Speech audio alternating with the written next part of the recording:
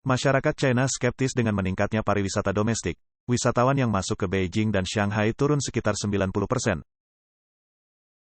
Pada hari China mengakhiri libur panjang 8 hari pada tanggal 6 Oktober, Kementerian Kebudayaan dan Pariwisata Partai Komunis China mengatakan bahwa jumlah pelancong domestik selama liburan panjang ini mencapai 826 juta, melebihi jumlah pada tahun 2019 sebelum epidemi. Namun, orang-orang tetap skeptis. Selain itu, berlawanan dengan meningkatnya pariwisata domestik, jumlah orang yang bepergian ke Thailand selama liburan panjang tahun ini hanya setengah dari jumlah tahun 2019. Pada paruh pertama tahun ini, jumlah wisatawan yang masuk ke Beijing di Shanghai hanya sekitar 10% dari tahun 2019. Pada tanggal 6 Oktober, Kementerian Kebudayaan dan Pariwisata Partai Komunis China merilis data. Selama festival pertengahan musim gugur dan liburan hari nasional tahun ini, jumlah perjalanan wisatawan domestik adalah 826 juta, meningkat 4,1% dari tahun 2019.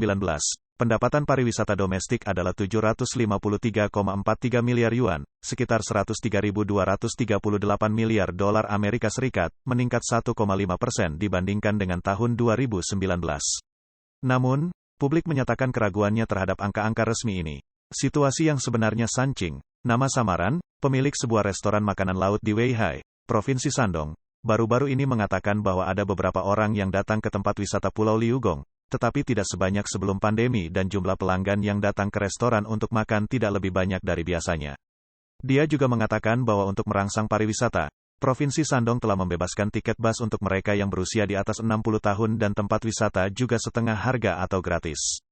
Tapi, tetap saja tidak ada yang datang. Orang-orang benar-benar tidak punya uang. Perekonomian sedang tidak baik sekarang. Orang muda tidak bisa menghasilkan uang dan beberapa orang tua mensubsidi sebagian uang pensiun mereka kepada anak-anak mereka. Selain itu, untuk mempertahankan biaya hidup mereka, mereka mengurangi pengeluaran yang lain. Yang Ningmo, nama samaran, pemilik toko pakaian bermerek Shanghai mengatakan, ketika pandemi sedang dalam masa lockdown, saya selalu memikirkan pencabutan lockdown. Setelah lockdown dicabut, saya berpikir bahwa bisnis akan baik selama tahun baru Imlek dan mungkin akan ada lebih banyak turis selama festival pertengahan musim gugur tahun ini. Orang-orang lalu lalang di jalanan, hanya sedikit yang masuk ke toko untuk membelanjakan uang dan jelas tidak banyak turis asing seperti tahun-tahun sebelumnya. Dia berkata, banyak perusahaan dan pabrik yang memberhentikan pekerja dan tutup karena kurangnya pesanan. Jumlah pekerja luar kota lebih sedikit. Toko-toko sepi, banyak toko-toko di sekitar yang tutup. Hu Jun, nama samaran, seorang penduduk Xi'an, mempertanyakan apakah angka-angka resmi tersebut palsu.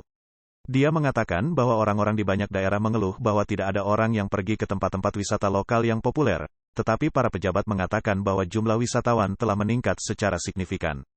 Saya membaca di internet bahwa jika Anda pergi keluar untuk membeli makanan di Jiangsu, Anda akan dihitung sebagai turis. Dia berkata, berapa banyak orang yang ada di China? Apakah masih 1,4 miliar?